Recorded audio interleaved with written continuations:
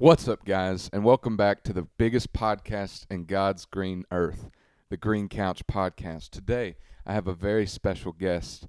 He is many things. He's a stunt man. He's an influencer. He's a YouTuber, TikToker, Instagrammer, cult infiltrator, and manor exposer. The one, the only, the living legend, Danny Burke, everybody. Dude, stoked to be here, Caleb. Super Dude, stoked. Stoked to have you. It's great. You're visiting Nashville on some business. We might touch on that later a little Yeah. bit. But first, I'd like to just kind of talk about how we met, because it's kind of a fun story, because we sort of had a 4-year gap in our friendship. I was playing a Christmas tree lighting, right, that your aunt organized. She runs that whole mall. Yeah. I think all those Citadel malls. Yeah. And I was fortunate to be I was like a co-host with the girl from 2.5 Men, Emmanuelle Vaugier, and she was like me on 2.5 Men, and we co-hosted, and you were performing, and I was super stoked because I knew about you, and then I was like, dude, we got to do a quick Instagram, and I got you on my story. I was like, dude, he's so cool. Yeah, man. Well, and so we followed each other, and you live in San Diego, and so only recently, what was it, maybe 4 or 5 months ago, Yeah. 6 months ago, maybe, you came into town on some business and hit me up, and we got some coffee and became best friends all over again. Yeah, it's crazy because when I met you, we just follow each other on Instagram, and you would comment on my stuff, and I would comment on your stuff, but we didn't really we weren't really friends yet. We just Yeah. liked each other's stuff, and then it's crazy how just one hang out with coffee, and we're instantly really close already. Yeah, well, dude, it's hard to read you, because some of the stuff you've done online would make you believe that you might be an insane person. So it's who knows if that's really someone I want to be friends with. I mean, run down some of the greatest hits for our listeners and viewers here that may not be familiar. I mean, I've done a lot. So I'm a semi-pro surfer, but then I started doing social media in 2015, and I started doing crazy jackass stunts, and I don't know if you heard of the YouTuber, your audience, David Dobrik, but Yeah. I was Everyone's heard of David. I was a character in his videos, and I was wearing these girls' short shorts that said David's Bitches. Oh, yeah. And I basically was doing these crazy stunts for his videos, and that's actually, I would say, started my stunt career. Yeah. It was a natural high for me. I got pepper sprayed in this video. I backflipped on a moving treadmill with Legos. Yeah, that's where I saw the David's Bitch Speedo thing you had rocking. Yeah. That was cute. I mean, it's so funny because when we first did the David's Bitches bit, I was with 4 friends, and they were not really embracing the David's Bitches. They're I don't want to wear these girl short shorts, but I embraced it. Embraced it, and dude, it was so much fun, and I really enjoyed it. Well, then, I know one of your clips that went super viral. Where did you go for the bullet ant? Oh, yeah. So then after, the David stuff, one day David's dude, you do crazy stuff. You should get stung by a bullet ant. I had no idea what it was, so I Googled it, and apparently it's the most painful insect sting in the entire world. The pain can last up to 24 hours. So right after he told me that, a week later, I go to Costa Rica, and I talked to this, one of my friends was in Costa Rica. I was do you know where I can find a bullet ant? He's let me ask my driver. The driver knew exactly where it was, and then a week later, I'm flying to Costa Rica. He takes me to him, and I get stung 8 times because there's this one YouTuber named Coyote Peterson, and he got stung by one bullet ant, and he made it seem like it was the most painful insect, the most painfulest thing in the entire world. He was on the ground, screaming, no one acts like that from a insect sting, so I wanted to take it to the test. So I got stung once. It hurt, but it wasn't as bad as I would think. So then I was let's just keep getting stung. Yeah. So I got stung 8 times, and then the pain did last for 24 hours. It was a tolerable pain, Yeah. but it wasn't the worst I've ever had. I would say pepper spray was way worse than that. So then I wanted to take it to the test and go a little bit bigger. So I ended up flying to Brazil and doing the bullet ant glove ritual. I was going to ask, because I saw you had a weaved glove on your Yeah, hand, right? so it's a ritual but to become a man. And is that a tribe? Yeah, it's a tribe in the Amazon jungle. And so basically you can't even find online of how to go do it. And I had to do so much research, and I found this guy on YouTube, and I DM'd him because he did it.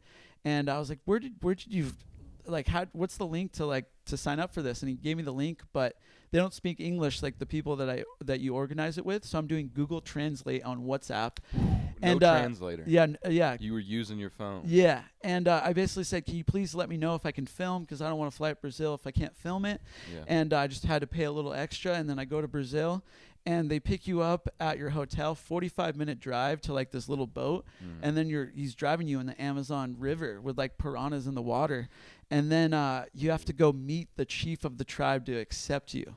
So, dude, you hear so many stories about these like tribes in the Amazon that have like never seen white people and just like no contact will just hunt you essentially. Yeah. Was there any thought as you're like floating in this boat into the rainforest that, like, I could die today? Well, the translator because there was a guy that spoke English, but also he spoke like what the tribe speaks. Yeah.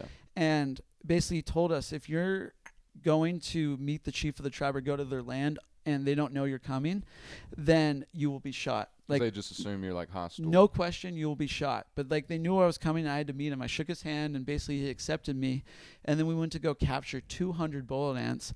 And then they did this whole ritual where the guy read my mind. It was like crazy because he was right about a lot of stuff. And then basically you have to put the gloves on, and because they basically like sedate the ants so they can weave them in the gloves, and it's like butt out. So like, basically, when you put the gloves on, they wake up and they're just stinging you like crazy. So they point the stingers in towards your hand. Yeah. So right when you put the gloves on, like, it's 200 of them. And then basically in the tribe's eyes, you're like a man to them if you have the gloves on for over 10 minutes. Yeah. And so I saw a podcast because Steve-O and Chris Pontius from Jackass did it. And I saw a podcast of Chris Pontius said he wore the gloves for like 8 minutes. Yeah. And so I was like, I got to beat that. Yeah. And I had the gloves on for 14 minutes.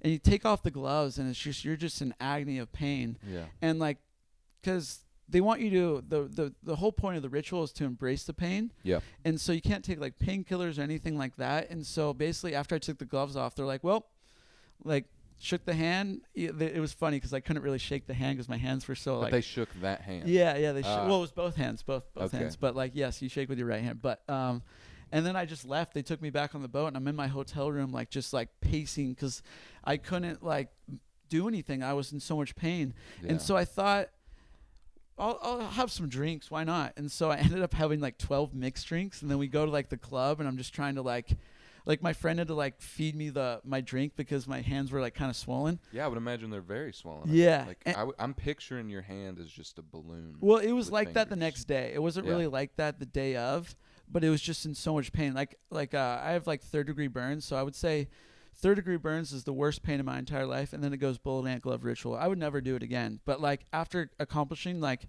such severe pain, like I felt like I could accomplish anything. So I really enjoyed that aspect of it. It was like a cool experience because I got to like experience something that people don't normally experience, you know? Yeah. Well, I was going to say, I mean, did that buy you any kind of status with the tribe? Like if you're in Brazil, are they like, oh, he's a man. He had the 14-minute glove. I don't know. I don't. You don't think you're like welcome back? I don't. Maybe. Well, like basically to be part of their tribe, I think you have to relook it up. It's been a while, but I think you have to do it like 12 times to be part of their tribe. But if you have the gloves on for over 10 minutes, like I did, they respect you. And I guess the translator translated back to me. He basically said the chief says you're super strong and tough. That's awesome. So that was cool. And then you gave me a leopard tooth necklace, like a real leopard tooth, and he basically said it will bring you good luck. That's great. And man. so like I just keep it in my car because like when I'm driving, like, you know, I just feel like it's always keeping me good luck, you know? No kidding, dude. Well, if I was down there, dog, they wouldn't respect me. No, they put this glove on. I'm like, I'm good. Well, like I feel like I don't need respect. I feel like they'll respect anyone that puts it on, but like you get the real respect if you have it over for 10 minutes. But like anyone that puts on a bullet ant glove ritual, you're badass. Like put on a bullet ant glove for the ritual, you're badass. I'm comfortable being good ass then. That didn't sound like a good time. So I also saw one of your biggest moments. You were on an Instagram live with Lil Pump and Smoke Perp. Yeah. And, all these rappers that I'm ashamed to say I listened to a lot in high school, like a lot. But I saw you put hot sauce in your eyes. Yeah, well, like I was, it was during COVID, so like I was just going on Instagram Live and like doing crazy stuff. And one of my buddies, Jake Hillhouse, he lives in Canada, and like he's crazy too, but does kind of like different stunts than me. And like, I don't know how he got in touch with Little Pump, but Little Pump was doing these like challenges, like how crazy can you go on his live streams. I think everyone was just bored during COVID. And so Jake Hillhouse was live doing like crazy stuff, like stuff that was like making him bleed and stuff. And basically on the live, I was like, add me in. And then the guy's Little Pump's like, do you know anyone else that's crazy? He's like, my friend Danny Burke, get him on. So then they added me to the live, and I was like, okay, if they're adding me to the live, like, I forgot how many people were watching. It might have been like 50,000 people. So I was this like, is my moment. Yeah, this is my moment. And I just wanted to win. Even though you don't win anything, I just wanted to go crazy. And also, like, I don't know, it was during COVID. It was like, dude, it was like 1 o'clock in the morning, too. This is when I still lived at my parents' house. I was in their garage and just had the phone set up. And I was like, I'm going to go crazy. And I drank a beer out of my shoe. And then I just, like, poured a bunch of hot sauce in my mouth. And I was just like, little dab for the boys. And then I poured hot sauce in my eyes. And then I couldn't see. So then I was like, I'll add me back into the live in like 10 minutes.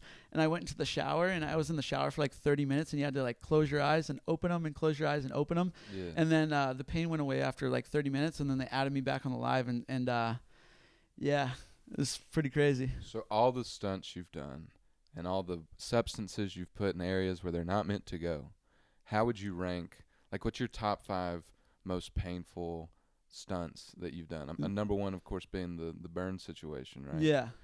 Then bullet ant, and then trying to think, probably all the like the David's Bitches stuff. So getting pepper sprayed, backflipping on the moving treadmill with Legos. Was the Legos? I would imagine that would be at the bottom. I mean, I know that would hurt, but I would imagine pepper spray or hot sauce to the eye would be far worse. I feel like hot sauce to the eye wasn't as bad as pepper spray, because pepper spray lasted for like an hour. Yeah. Like just a hose in my eye, like, and I had milk, and like it, like I basically had to sit with a hose for an hour, and then like 4 days for 4 days straight, I had a crazy sore throat. Oh wow. Yeah, and then the hot sauce, like, that just went away in 30 minutes. So I would say like it hurt, but like the backflipping on the moving treadmill, like I was bleeding like crazy, and I basically, because I surf, so I was like surfing still with like these cuts, and I guess I didn't take good care of it, and I got a staph infection. I had to take antibiotics, and yeah, that's no joke. But I still really enjoyed doing those stunts though.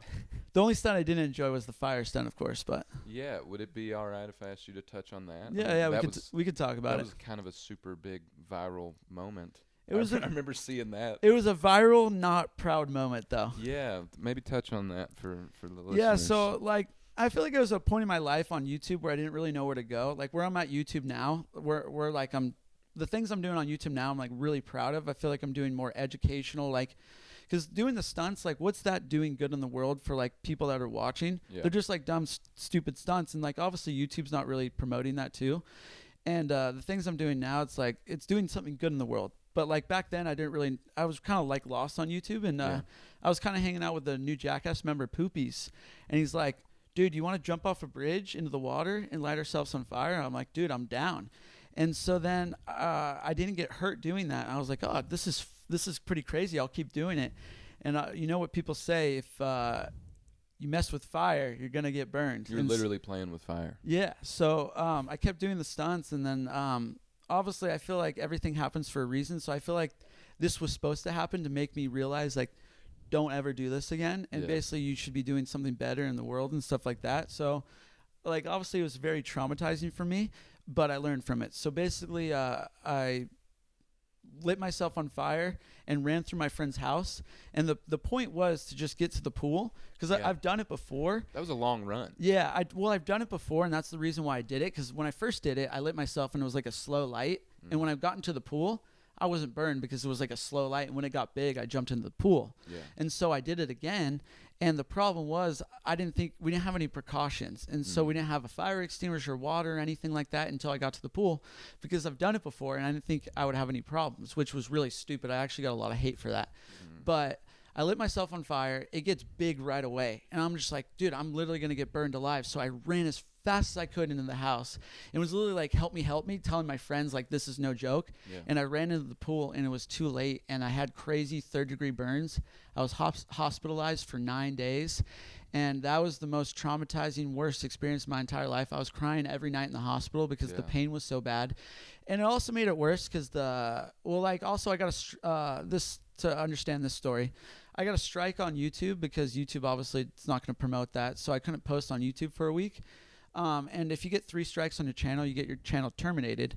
And the doctor, before the YouTube deleted the video, the actual main doctor at the burn center saw my video, so she wasn't very nice to me. Oh, so she was like, you not sympathetic. Yeah, and she gave me a whole lecture in front of my mom and made me cry, which like I already knew I messed up, so I didn't really need that. Yeah, I think what every person needs when they're facing like life-threatening burns is a good talking to. Yeah. Yeah, But that's good doctor etiquette. But I also get it. I was taking up a hospital bed with like burn victims that were there getting burned on accident, Yeah. and I was there for doing it on purpose, so I felt really guilty on that. And the pain was so bad that like the best part of my day in the hospital, because I was there for 9 days, was they had like inject me with like lidocaine, because like the only way to like not get a skin graft because I almost had to get one, but they killed it in the hospital. Yeah. So I need a skin graft, but like basically they have to like scrape, because I have it on my feet and my back and everything. They had to basically scrape it to make it bleed. I don't really know like the technicality of it, but like that's how you cure it and like not need a skin graft. Yeah. But they injected me with lidocaine, so I couldn't feel it. So that was the best part of my day. It was like 2 hours, and I couldn't feel anything. So they could clean it, and obviously if I didn't have lidocaine, like I would be in so much pain. Yeah. But obviously they can't lidocaine my back, so like they just gave me like painkillers, and like it still didn't do the trick. It was very painful, and just to survive that, like that was crazy. And then I was just so depressed. I wanted to like leave the hospital, but they said, because I couldn't walk either, they're like, you can leave the hospital once you can do the dressing changes, like scrape and everything, without painkillers, and obviously no lidocaine, because when I go back to my parents' house, I'm not going to have that. And so I was just so dedicated to get home. I just wanted to be in bed with my puppy Winston, and I forced myself to walk, and they did the dressing changes without any painkillers or lidocaine, and I got to go home after 9 days. But like I was very traumatized, and I probably needed to talk to someone, but I felt like, so I met this lady at the doctor. She's like, I run a burn support group, because you're a burn victim. I go, am I really? Because like there's real burn victims out there. Like, you still are one. Come to the group. And I never went because I just felt weird going, just because I purposely did it. And I was pretty depressed for like a while, but I got out of it, and I tried to make like a good thing come out of it, saying this happened for a reason, to like not do that anymore. Yeah. And I feel like I came out a way better person, and I'm very fortunate to like understand like to not do that stuff anymore. And if I ever did it, like people that are actually doing fire stunts are like doing it like the correct way, with like I think like some weird like gel or something. Yeah, isn't there like a, cause I don't want to push you at all to relive any of this, so let me know. No, that's fine. But like, what did you cover yourself with? Yeah, it was the stupidest thing. That's why I got a lot of hate, which I deserved it because it was so stupid. But I just basically put lighter fluid on me, and I was wearing a wetsuit. Got ya. Yeah, it was really, really stupid. And like I said, like I learned from it, and I would, even if someone's like, let's do a fire stunt with like gel where you won't get burned, I wouldn't do it. Dude, I wouldn't be too hard on yourself. I mean, yes, that is clearly a very dumb thing to do. Yes. And very risky. But people do dumb things all the time, and they just happen to not be filming it. Yeah. So, but that's the cool thing about life, is like people make mistakes and then you grow from it. So like that's what I take from it. I grew from it, and I'm not doing stuff like that anymore, and I'm super happy. Yeah. How are we on time? Okay, good. Oh, do you have to like turn off the camera and turn it back on or something? Yeah, every 30 minutes or so. Nice. So we'll have an ad break in like 10 minutes, and the ads are none. Oh, make sure you check out Caleb's new album, Silverado. Yeah, Southern Galactic. Silverado's out right now. Well, by the time this is out, the whole album will be out. Go listen to the album, Southern Galactic. Yeah, sorry, Southern Galactic, and one of my favorite songs is Silverado. Yeah, and if it's not out yet, it's coming out October 27th. I'm not entirely sure when this is dropping, but we'll do it good. So you make it out of that experience, which is terrifying for anyone. And did you have a moment?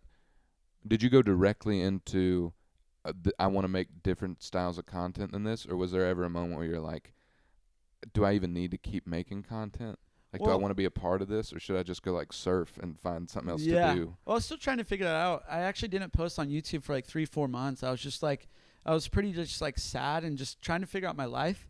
But this is, I don't even know if you know this story. This is actually a crazy story. So the fire stunt happened August 31st, 2020. And at that time, because I was trying to do YouTube, but like it wasn't working out like where I was making good money. Like I'll tell you the truth, I had $300 in my bank account living at my parents' house. Yeah. But this is how crazy that I can just turn my life around. And so Snapchat, because one of my biggest followings on Snapchat, and they were doing this thing where if you post a Snapchat spotlight, they'll pay you for it. Yeah. And so like if your videos go viral, you make a lot of money. Yeah. And so because I have all this old content because I used to be a Snapchatter, so I was just reposting videos. I was probably posting 200 videos a day. And it's like I said, it's crazy how life works out because I basically made a ton of money in 4 months and I bought my first condo. Yeah. But the crazy thing is, so the fire stunt, like I said, happened August 31st, 2020. A year later, August 31st, 2021, my realtor calls me and says, you have the keys to your place. How weird is that? That's the same exact day, a year later, and I turned my life around. That's awesome, man. Really proud of you.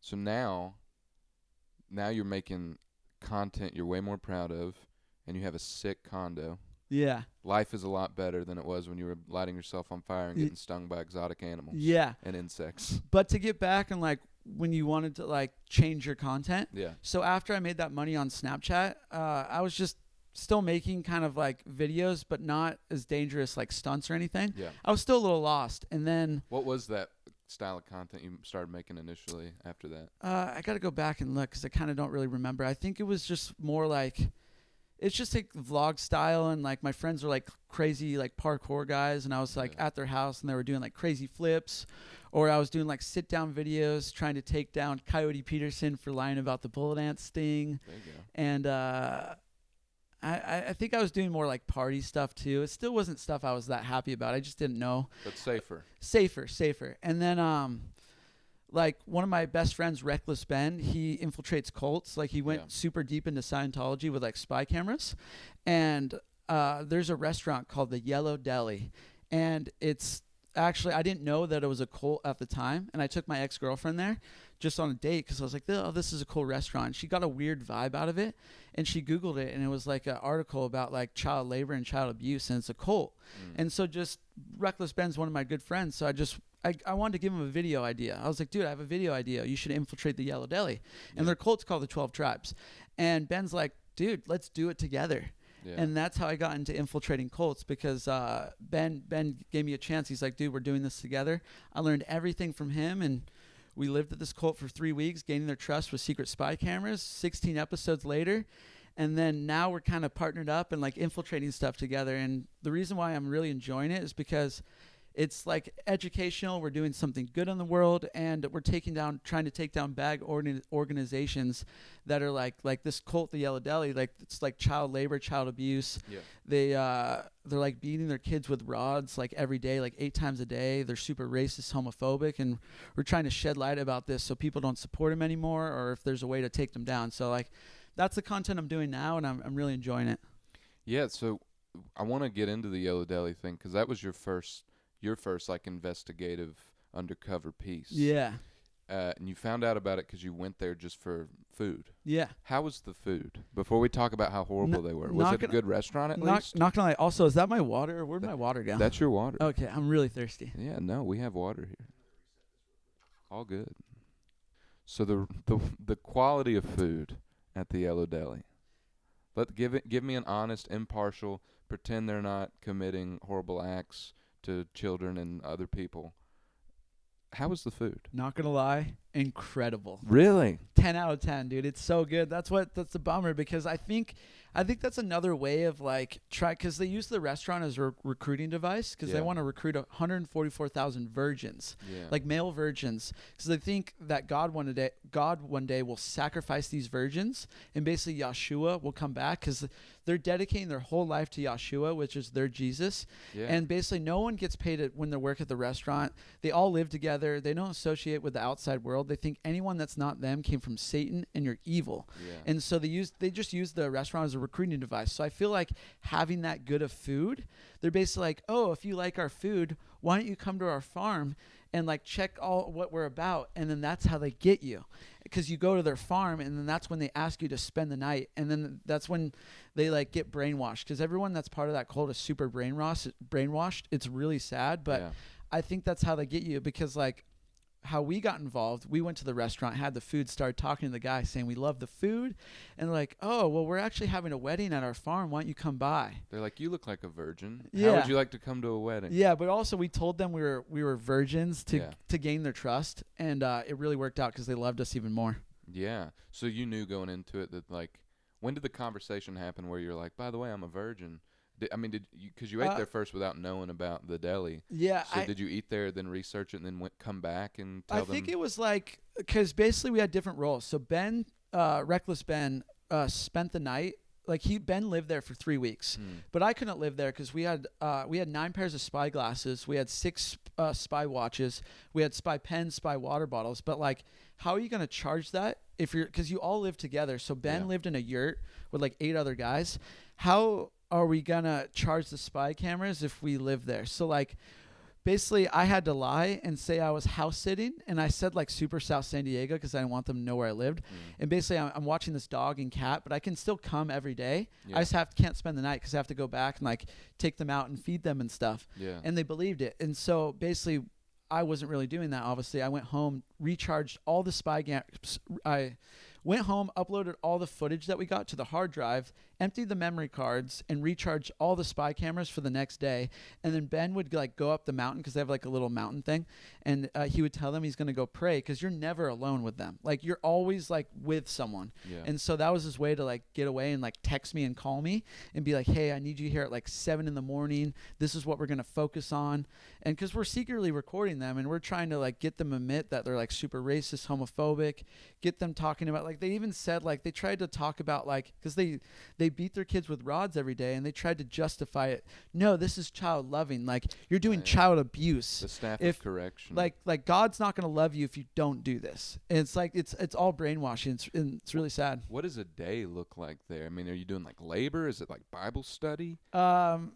It's so basically it's called a menha. So it's like outside, and there's like a bunch of chairs in like this circle, and they do like culty dances, and like someone's playing the guitar, and like you go and you're like grabbing an arm around someone and doing these dances, and then basically you kind of have these speeches that talk about like Yahshua and stuff like that. And we would like plan speeches, and that's when I like, because you wanted me to ask like, when did I tell them I was a virgin? I think it was like, because I was telling you the pre-story of like Ben spending the night there and stuff. So I think after Ben's second night of spending the night there, that's when we told them we were virgins. Yeah, didn't they also press you about your potential Jewishness? Oh yeah, they don't like people that are Jewish. And so when we worked at the restaurant, because like part of the cult lives at the 68-acre farm, and part of the cult lives at the restaurant, and so we were farm based. And so you were asking what we do all day. So basically you do the menha, and then after that you have breakfast, and then you do hard manual labor all day. And so you had some farming experience too. Hard manual labor. No one gets paid too. Like I said, you just get food and bedding and to learn about Yeshua. Yeah, and then basically you have lunch, and then you go back to manual labor, and then they have like a 6 p.m. menha, and then the same cycle, like the culty dances, the speeches, and then you have dinner and go to bed, do the same thing over and over. But when you work at the restaurant, because we're farm-based, you work at the restaurant twice a week. And so we went to the restaurant. We didn't gain the people at the restaurant's trust yet, so they didn't really know us. So when we got there, they asked if we were Jewish, because they don't like Jewish people.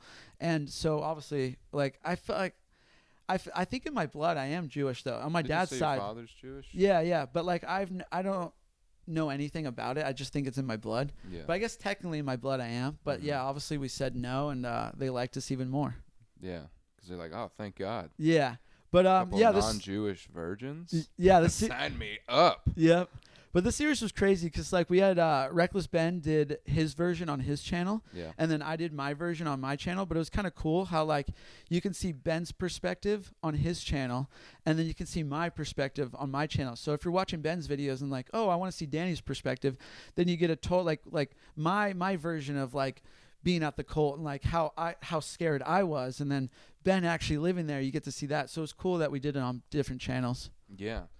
So how did? Because eventually it all fell apart, right? They figured out that y'all were there, or did you get away scot-free? Yeah, so basically, these secret spy glasses that I was wearing, they aren't the best glasses. They do look a little funky. Yeah. And so they did ask me about it, and I told them I have a severe lazy eye. I kind of do have a lazy eye, but it only goes off when I'm tired. Like, I can make it go lazy right now. Do you see it? Oh yeah. Yeah, but I I can can just do correct. it too, man. I got a strong eye and a bad eye. Oh, really? I haven't done it in a minute. Just pretended I did it real Yeah, good. yeah. Whoa, guys. That was But crazy. yeah, that was my backstory. I told them I had a severe lazy eye, and I went to my doctor, and my doctor gave me these glasses. Apparently, these glasses correct the eye. So when I wear them, my eye doesn't go lazy, and they fully believed it. They weren't like, let me try them on and see how bad the prescription is. No. But just like one day, dude, we were there for 3 weeks. We're in the farm doing manual labor, and one of the main guys comes down, like two of them, and they never come down to where we're doing manual labor. And so we thought it was a little strange, and they asked, because I went by Daniel, the virgin surfer there. They didn't know my last name or anything. And they go, hey, Daniel, can I see your glasses? And like, to gain their trust, I didn't want to be like, why do you want to see my glasses? So I just gave him my glasses. And the guy knew exactly where the memory card was and took it out, and like, we fully got caught. But luckily, I just rechanged out the memory card, and so we still had all the footage. That was a brand new memory card. I actually just started recording when they took my glasses. And so like, on that memory card, it's literally nothing. They just take my glasses. That's it. And so they think they got the footage, but they didn't. And basically, we stayed in character the whole time. I'm like, you telling me my doctor's spying on me? And we're not going to break character. And also, we like secretly recorded audio on our phones when they took my glasses. So we have audio of the whole conversation of them kicking us out. Yeah. And it was definitely very uncomfortable. But we stayed in character. We did not break character. And we found out later when we were at the restaurant, because obviously I told you when we worked at the restaurant, we didn't gain the people's trust at the restaurant because we were living at the farm for 2 weeks, not the restaurant. Yeah. And so I said something that like was trying to get them to talk about like racism and homophobic stuff, and I feel like it gave one of the guys like a weird vibe about us. Yeah. And they don't know our last name, so they can't look us up. But Reckless Ben is one of the best slackliners in the world, like tightrope walking. I think he is the best in the world. And so if you just type in Ben's slackline, I'm assuming that's what they did. His YouTube channel comes up. So they found out he slacklined? Well, Ben told them he was a professional slackliner. Okay. Yeah, and I think that's how they found us, because they don't use the internet, but they'll use it if they have a reason to. Yeah, I was going to say, they don't sound like Amish or anything if they knew where the memory card was. Well, they don't believe in internet at all, so they must have I must have really said something to throw them off. And so It's probably just for the followers that can't use. All cults, I feel like, have that structure. Like the guys at the top, they can drink and smoke, get on the internet, have sex with all the women. But the guys at the bottom are like out in the field staying virgins. These really can't. I mean, the main guys only have flip phones. Really? Yeah, that's it. And it's literally just to communicate to the restaurant and the farm and stuff like that. Yeah. But yeah, so they took the memory card out, they kicked us out, and we're not going to let the cult win. This cult's called the 12 Tribes. They have 12 locations. Yeah. And so we ended up flying to Colorado to re-infiltrate the cult with fake names. Ben was Bob. We brought Lydia, one of our friends, and she was Logan. And then I was Harry, but I go by Papa H, because we were trying to troll them a little bit, because we knew the cult wouldn't want to call me Papa H.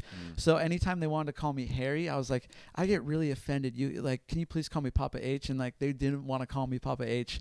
And so yeah, we went to there, and then when Ben, because Ben's like the main guy, because I'm learning everything from Ben, because Ben infiltrates stuff. So Ben said, in my series, I always have a final stunt to end off the series. So we found a legal loophole to legally take over the restaurant. So we went back to San Diego and did this. And because we found out that anyone that works at the Yellow Deli is considered a part owner. And they only, to group decisions, only go by majority vote. And so Ben figured out this legal loophole. Shout out to Reckless Ben, dude. The guy's so smart. Check him out. And the legal loophole was, let's bring 30 of our friends, have them work a shift at the Yellow Deli. Then they're considered a part owner. Then majority vote, have a group meeting, majority vote them out. and then fire all the employees, and then we all take over the restaurant and make it not a cult anymore. Yeah. And let's just say the plan worked, and because like they think like the prophecy is like virgins are going to come into the restaurant and say we're here to work. That they think God's going to send virgins in the restaurant because they're trying to recruit 144,000. So we told our 30 friends to go into the restaurant saying they came from the San Diego Virgin Club and just say we're here to work. And they fully were like, this is a gift from God. They let them work. And then they're considered a part owner. We had our friend Victor do a group meeting, and it actually worked. We fired the employees. Ben and I come in. We had a giant sign that said not a cult anymore. And people that worked at the restaurant did not like it. I mean, there was like customers that like didn't understand either, and they were getting upset. And they're like, this farm fresh food. What is this about a cult? Yeah. And then the cops came, and Ben's so good at the talking to the cops. So I was filming Ben when Ben was talking to the cops, and Ben was recording voice memos on his phone because it was kind of far away, and I was zooming in on the camera. And so we had perfect audio, and Ben was so good. The cop's like, well, we haven't seen you before. And Ben's like, well, I was working in the kitchen. We have video proof of us working in the kitchen. And we found out from ex-members that like they bribed the cops with like free food. And so the cop like was... It seemed a little, if you watch the video, it seemed pretty corrupt. And the cop basically said, you can't be allowed here and you just have to take it up in court.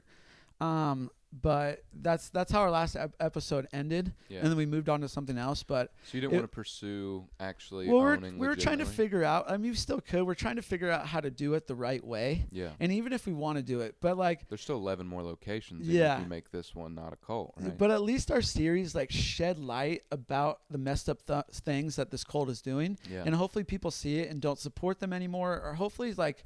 some sort of law enforcement sees our series and can do something about it. I mean, that was the best we can do, but I mean, those YouTube videos are up forever. So like, you know. Do you wonder, this is kind of a dumb idea, but do you think it started, I'm sure what it is it started as a religious pursuit, and then they're like, we're going to do this restaurant to fund us living on our own.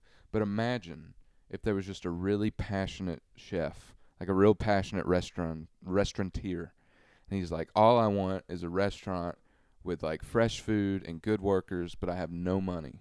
He's like, I'm going to start a cult, and I'm going to tell these people that like Jesus is coming back, but they have to work for free, and they have to like farm all this stuff. And then he just has free like supplies. The labor is like cut down 90%. He's an atheist. He doesn't care. But he's just like, I'm going to give these people all these weird rules and make them dance, and it's going to cut my cost in half. That's not what it is, but that would be like a really sick genius. Yeah. Like an evil genius. Yeah, an evil genius. Bad, but like smart. People would have to be crazy to believe that and be super brainwashed, though. I mean, like, I feel like there's a lot of cults where the initial starter didn't really believe in the message. He was just like, I want some power. Yeah. You know, I want to set this up and then just like have my own little clique that I run. Yeah, that's true. Like, do you know who started the 12 tribes? The person died, but like I think another family member owns it now. It was like the main person of it. But this guy Gene Spriggs, he started all. Their headquarters is actually in Tennessee. Oh wow! Well, we'll have to go next video. Yeah, let's go pay him a visit. It's I don't know how to say it correctly. Chattanooga. Chattanooga. Yeah. Oh my gosh. Yeah. 2 hours from here. Yeah, that's where their headquarters is. I drive through Chattanooga constantly. Damn. We'll have to have that discussion off the pod. I want to go check them out. If any of your fans want to go to the Yellow Deli and mention our names, their faces are probably gonna drop. Tell them Danny Burke and Reckless Ben sent you. Yeah. Or Papa H and Bob. Yep, Papa H and Bob. So then you moved on to this manor, which I know I'm not going to ask too many questions about this because I know this is an ongoing series. Well, basically after the Yellow Deli series, like I worked my ass off. Like editing those videos like took up my whole life. And like I don't think people understand how hard it is to be a YouTuber. Like the editing, if you don't have your own editor, you're basically not having a life. Like these videos take so long to edit. Yeah. And I wasn't like, because I surf every day. I wasn't even really surfing. Like I just was like, I got to get these videos out because we're trying to get them out every week. So after the series, I went to go celebrate in Bali. Like I just wanted to go surf, man, and just relax. Yeah. And then when I'm in Bali, because I love doing these series with Reckless Ben, man. Like I got to say, like I feel like if I ever won an award one day, I would be doing this whole long speech thanking Reckless Ben because like my editing got better because he's been such a good friend and like helping me, like giving me advice on how to make my videos better. So like I'm not going to take credit. My videos are better because Reckless Ben like was just a good friend and helping me. Very thankful that he's in my life because like my video, like even though just the way I'm like talking in my video, it's just so much more professional. But like, so I'm in Bali, Ben FaceTimes me and says, dude, we're doing another series. We're gonna go do McKamey Manor. And McKamey Manor, if you guys don't know, it's the world's, it's advertised as the world's scariest haunted house. Not far from here. And right? not from, in Summertown, Tennessee. But going into this, because we heard rumors that it's not a haunted house, it's a torture house. Yeah. And obviously we can't make an investigative video without going to do it to see for ourselves. Like this is just all speculation, but we wanted to see if it really was a torture house or if this guy's doing illegal things. So going into this, we weren't going in to like infiltrate it. We wanted to go and just see it out for ourselves and then make a video about it to see our perspective from it. Yeah. But it turns out it's all messed up. It's very falsely advertised. Wow. So because this guy's claiming that he spent millions of dollars on this scariest haunted house in the world. In reality, you're wearing a onesie doing stupid exercises in his front yard, and then he waterboards you. Yeah. He also claims that if you because it's 10 hours. If you last the 10 hours, you get $20,000.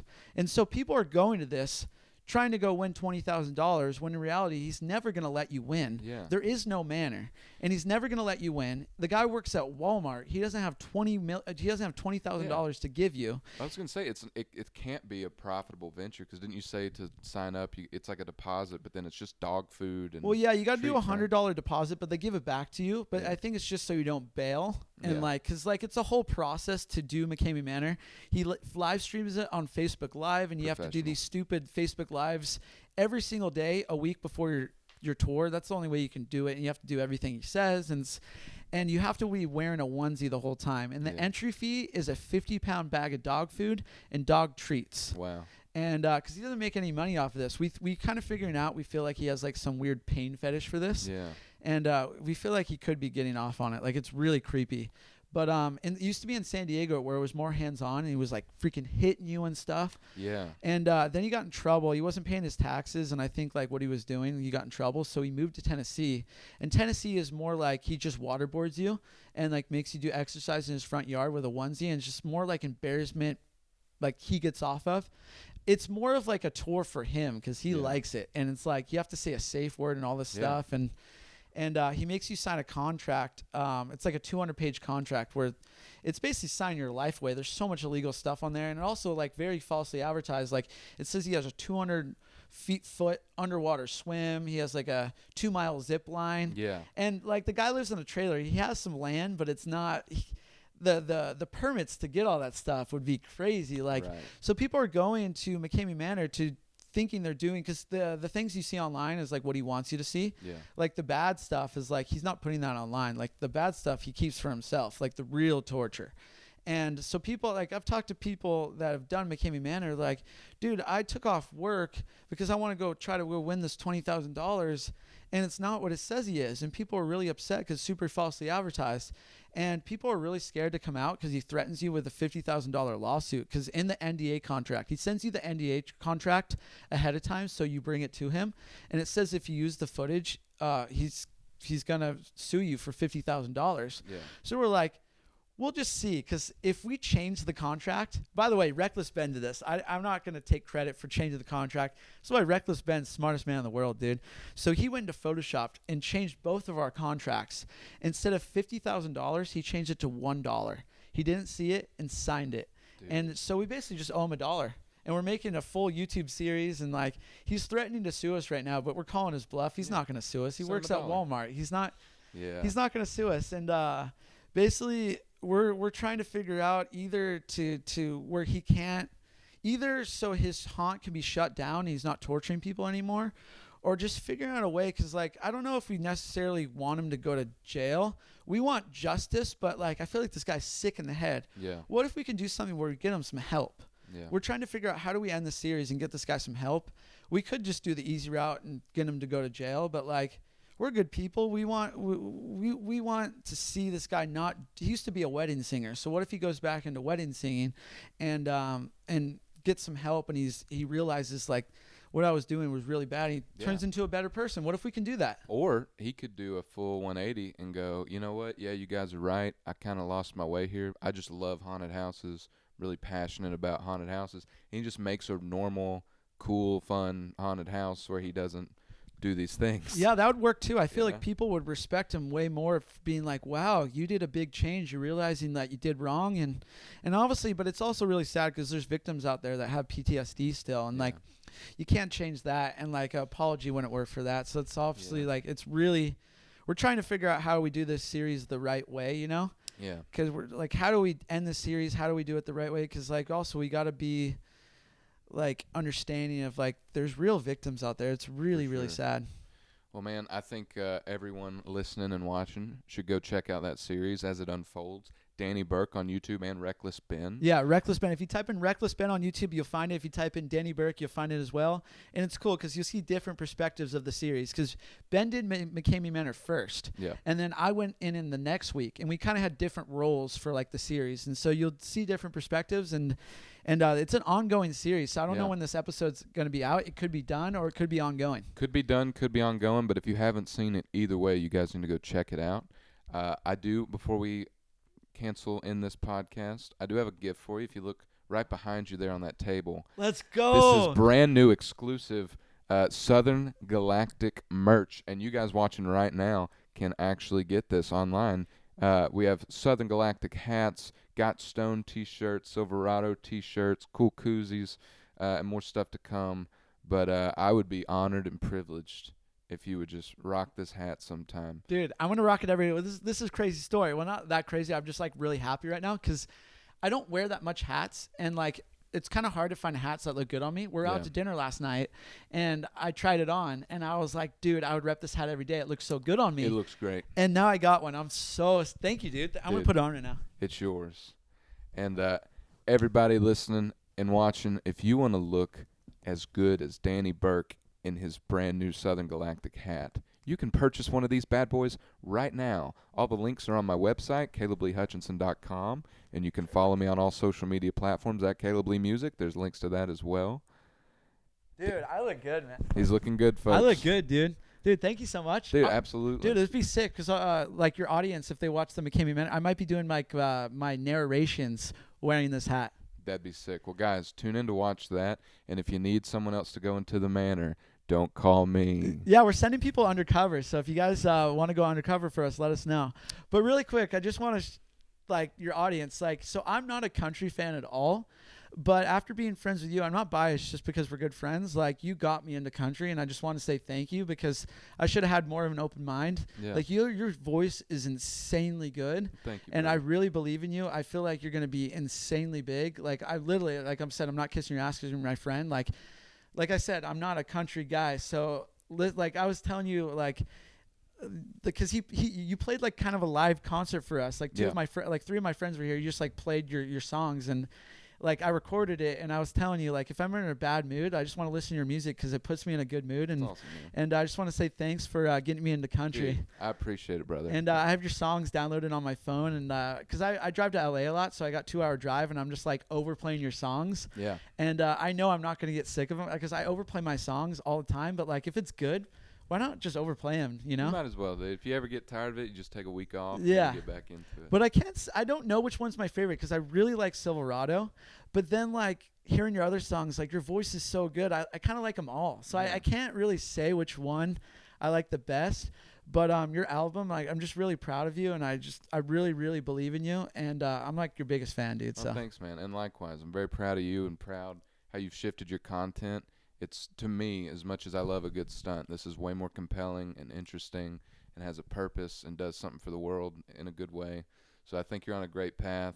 I want to thank you again for being here on the green couch. Yeah, I like the green couch, dude. It's been a pleasure. It's been an honor. Shout out all your stuff for everyone who may not be familiar. Where can they find you? I'll shout myself one sec. I want to say one more thing. So like, talk about I me. put you on my Instagram story, and like some of my followers aren't into country too. I was getting messages saying, thank you so much for introducing me to Caleb. Like I have an open mind now, and I like country. I'm gonna go get his music, and That's awesome. dude, we're turning people into country revolution. fans, dude. The revolution's happening, folks. I'm I'm trying to make country music for country fans and the cool kids who don't like country. Yeah. I wanna be a gap bridger, and I'm very, very pleased to know that's happening. That was my whole goal, making Southern Galactic. And it's perfect because my family, they all love country, so I was Yeah. sending their songs, and they're like super stoked, and they really want to meet you too. So That's awesome, dude. Well, I'm gonna be, guys listening and watching. You can hold me to this. I'm gonna be in San Diego in the near future. I'm gonna be surfing. I'm gonna be hanging out with the Burks. It's gonna be a great time. dude, you're staying at my place. I'm taking you surfing. It's gonna be so fun. I'm gonna hang out with all my favorite Vine stars of old. It's gonna be incredible.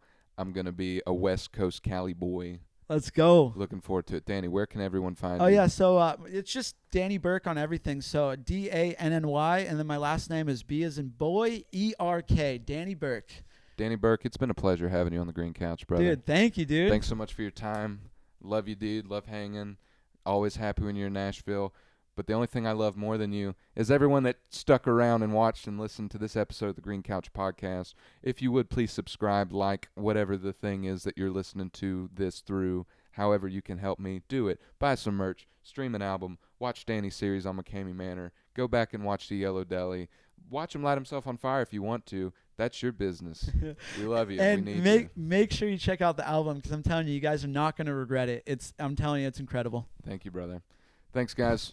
We'll see you at the next one. Peace and love.